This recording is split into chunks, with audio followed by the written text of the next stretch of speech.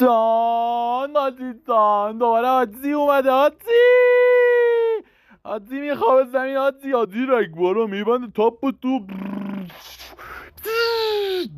همه رو میزنه خونی ماله حاجی خشاب تموم میکنه. لا لا لا آقا نصرت بیان داده بزن اونا رو.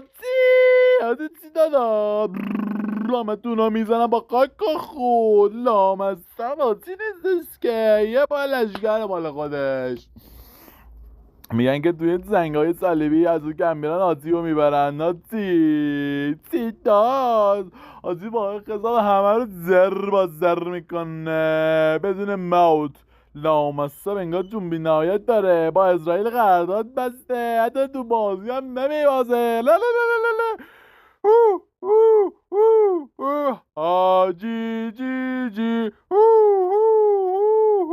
حاجی جی جی بنازم. واه از بیخ گوش حاجی خطر حارت میشه بنده. ای بی وجود تاجر کاستی.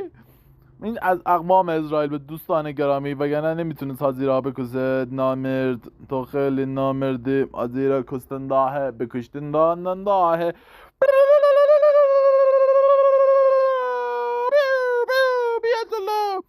بازی انقدر دیگه تو خر شده باردی 20 نفر میفتم. حاجی بزنش.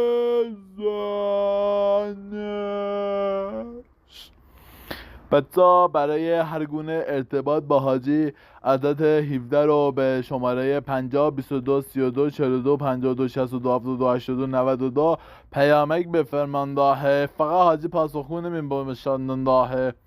حاجی تلکش خراب شده. تلک بزن حاجی. یارو با استایپر اون وسط چیز مشنگ میزنه دور خودش میجرخه. بچه ها گفتن حاجی یه قدر مؤدب باز حاجی. ولی حاجی اعصاب از که خورد مثل سین چیزا نمیاد دیگه میزنه